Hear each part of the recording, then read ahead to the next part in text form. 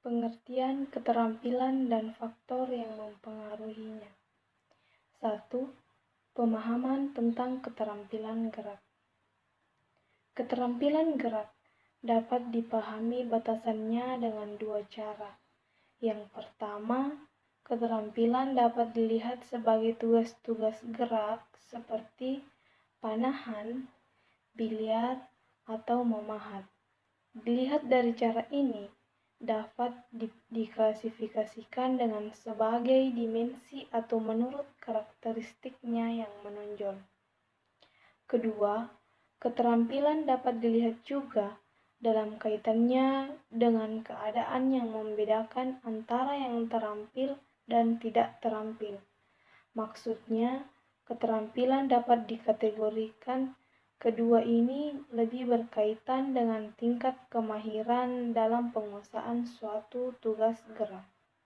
Istilah keterampilan sulit untuk didefinisikan dengan suatu kepastian yang tidak dapat dibantah. Keterampilan dapat menunjuk pada aksi khusus yang ditampilkan atau pada sifat di mana keterampilan itu dilaksanakan. Maka kata keterampilan yang dimaksud adalah sebagai kata benda. Di pihak lain, keterampilan juga bisa digunakan sebagai kata sifat. Walaupun hal ini digunakan, kata tersebut sudah berubah strukturnya hanya saja terampil. Kata ini digunakan untuk menunjukkan suatu tingkat keberhasilan dalam melakukan suatu tugas. Menurut Schmidt 1991, mencoba menggambarkan definisi keterampilan tersebut dengan meminjam definisi yang diciptakan oleh E.R. Guthrie yang menyatakan bahwa keterampilan merupakan kemampuan untuk membuat hasil akhir dengan kepastian yang maksimum dengan pengekaran energi dan waktu yang minimum. Sedangkan Singer 1900 menyatakan bahwa keterampilan adalah derajat keberhasilan yang konsisten untuk mencapai suatu tujuan dengan efisien dan efektif. Kedua definisi, walaupun dinyatakan secara berbeda, namun sama-sama memiliki unsur-unsur pokok yang menjadi ciri dari batasan keterampilan. Unsur-unsur itu adalah: 1. Di dalam keterampilan terdapat beberapa tujuan yang berhubungan dengan lingkungan yang diinginkan. Misalnya, menahan posisi handstand dalam senam atau menyelesaikan umpan ke depan dalam sepak bola. Dalam pengertian ini, keterampilan dibedakan dari gerakan yang tidak mesti memiliki tujuan yang berhubungan dengan lingkungan tertentu seperti menggoyang-goyangkan jari tangan tanpa tujuan, menurut Schmidt 1991. 2. Di dalam keterampilan pun terkandung keharusan bahwa pelaksanaan tugas atau pemenuhan tujuan akhir tersebut dilaksanakan dengan kepastian maksimum, terlepas dari unsur kebetulan atau untung-untungan. Jika seseorang melakukan suatu keterampilan secara berulang-ulang, maka hasil dari setiap ulangan itu relatif harus tetap, meskipun di bawah kondisi yang bervariasi maupun yang tidak terduga, menurut Singer 1980. 3. Keterampilan yang menunjuk pada upaya ekonomis, di mana energi yang dikeluarkan untuk melaksanakan suatu tugas tertentu seminimal mungkin, tetapi dengan hasil maksimal. 4. Keterampilan mengandung arti pelaksanaan yang tepat. Dalam arti penyelesaian tugas gerak itu dapat waktu yang minimum.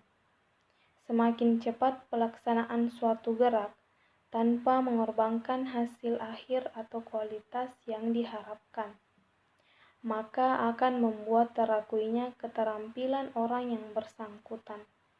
Dalam hal ini, perlu dimengerti bahwa mempercepat gerakan suatu tugas akan menimbulkan pengeluaran energi yang semakin besar, di samping membuat gerakan semakin sulit untuk dikontrol ketetapannya. Namun, meskipun demikian, lewat latihan dan pengalaman semula, semua unsur terlibat dan menghasilkan gerakan yang terampil perlu dikombinasikan secara serasi. Sebagai perbandingan dari keempat unsur, H.W. Johnson dalam Singer 1980 mengidentifikasi adanya 4 aspek atau variabel yang mencirikan keterampilan. Sebagai kesimpulan, seperti dinyatakan oleh Schmidt, keterampilan pada dasarnya merupakan upaya untuk mencapai tujuan-tujuan yang berhubungan dengan lingkungan dengan cara memaksimalkan kepastian prestasi, meminimalkan pengeluaran energi tubuh dan energi mental, dan meminimalkan waktu yang digunakan. 2. Klasifikasi keterampilan atau perspektif tugas. Salah satu cara melihat konsep keterampilan adalah dengan melihatnya sebagai sebuah tugas. Isunya di sini adalah untuk menetapkan karakteristik yang menonjol dari tugas gerak yang dapat dilakukan pelaku untuk membedakan karakteristik lainnya. Banyak pendekatan yang telah dikembangkan untuk mengklasifikasikan keterampilan gerak. Setidaknya ada 4 karakteristik yang dapat dikemukakan di sini, yang yaitu dilihat dari atau dikaitkan dengan 1. Stabilitas lingkungan, 2. Cara tugas tersebut dilakukan, 3. Ketetapan gerakan yang dimaksud, 4. Relativitas pentingnya elemen gerak, dan kognitif. A. Keterampilan terbuka dan tertutup. Keterampilan bisa dibedakan antara keterampilan terbuka tertutup. Hal ini berkaitan dengan kondisi lingkungan atau environment pada saat keterampilan yang bersangkutan dilakukan. Menurut Schmidt 1991, keterampilan terbuka atau open skill adalah keterampilan ketika dilakukan lingkungan yang berkaitan dengan variasi dan tidak dapat diduga. Ini hampir sama yang dikemukakan oleh McGill 1985 yang menyebutkan bahwa keterampilan terbuka adalah keterampilan yang melibatkan lingkungan yang selalu berubah dan tidak bisa diperkirakan. Keterampilan tertutup atau closed skill menunjukkan keterampilan yang sebaliknya. Schmidt dan McGill sama-sama mengidentifikasikan keterampilan tertutup ini sebagai keterampilan yang dilakukan dalam lingkungan yang relatif stabil dan dapat diduga. Dalam hal ini, Gentile menyatakan bahwa kata keterampilan di atas bukanlah merupakan suatu dikotomi, melainkan lebih merupakan sebuah kontinum, yaitu adanya berhubungan dengan yang semakin berubah ujung satu ke ujung lain, namun tidak terpisahkan. B. Keterampilan diskrit, kontinus, dan serial. Keterampilan diskrit diartikan oleh Schmidt sebagai keterampilan yang dapat ditentukan dengan mudah awal dan akhir dari gerakannya. Di ujung lain, dari ukuran keterampilan tersebut, keterampilan berkelanjutan atau continuous skill yang pelaksanaannya tidak memperlihatkan secara jelas mana awal dan mana akhir dari suatu keterampilan. Lalu bagaimana dengan keterampilan serial? Menurut Schmidt adalah keterampilan yang sering dianggap sebagai suatu kelompok dan keterampilan-keterampilan diskrit yang digabung untuk membuat keterampilan baru atau keterampilan yang lebih kompleks.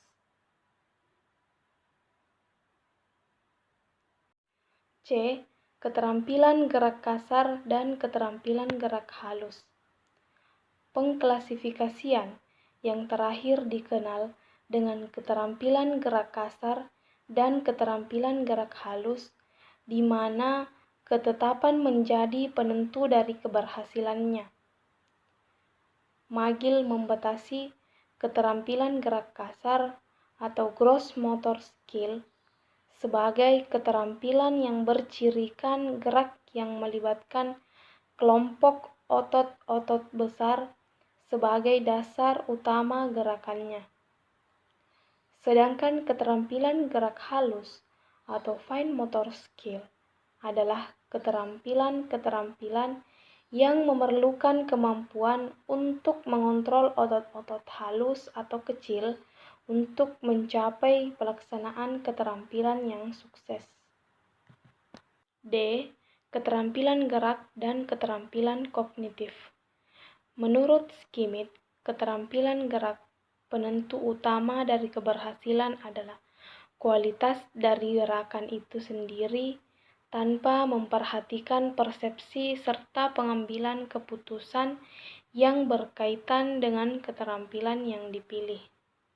Dalam keterampilan kognitif, hakikat dari gerakannya tidaklah penting, tetapi keputusan-keputusan tentang gerakan apa dan yang mana yang harus dibuat merupakan hal yang penting. 3. Klasifikasi keterampilan atau perspektif penguasaan penampilan. Menurut Guthrie, keterampilan adalah kemampuan untuk membawa hasil akhir dengan kepastian yang maksimum dan pengeluaran energi yang minimum dalam waktu yang juga minimum. A. Kepastian maksimum dari pencapaian tujuan. Salah satu kualitas dari pencapaian penguasaan keterampilan adalah kepastian gerakan. Untuk menjadi terampil, berarti seseorang dapat memenuhi tujuan penampilan atau hasil akhirnya dengan kepastian yang maksimum. B. Pengeluaran energi minimum. Kualitas kedua dari penguasaan keterampilan adalah meminimalkan dan kadang bermakna memelihara energi yang diperlukan pada penampilan. C. Waktu gerakan yang minimum. Kualitas ketiga dari penguasaan keterampilan adalah berkurangnya waktu atau meningkatnya kecepatan pada saat gerakan dilakukan. Oleh karena itu, peningkatan keterampilan dari cabang olahraga yang bersangkutan termasuk juga di dalamnya penambahan unsur kecepatan sebagai alat meminimalkan. 4. Konsep dalam keterampilan motorik. A. Perbedaan individual. Singer 1980 menyatakan bahwa sumber perbedaan dalam hal keterampilan tersebut bisa bermacam-macam. Hal itu karena berbeda dalam hal fisik, kemampuan atau abilities, gaya belajar, emosi, serta pengalaman-pengalaman masa lalu yang memiliki kaitan dengan tugas yang dipelajari. B. Kemampuan dan keterampilan. Para ahli seperti Singer 1980, Fleischmann 1972, Kemampuan diartikan sebagai ciri individual yang diwariskan dan relatif abadi yang mendasari serta mendukung terbentuknya keterampilan, menurut Schmidt 1991. Sedangkan keterampilan mengacu pada spesifik, pada tugas tertentu serta dicapai dengan adanya latihan serta pengalaman, menurut Singer 1980. Karena dipandang sangat beragam dan tidak pastinya pengidentifikasian kemampuan gerak ini, maka Singer lebih menyukai 4 kemampuan yang bersifat lebih langsung hubungannya dengan keterampilan olahraga, yaitu koordinasi, kinestetis, keseimbangan, dan kecepatan gerak.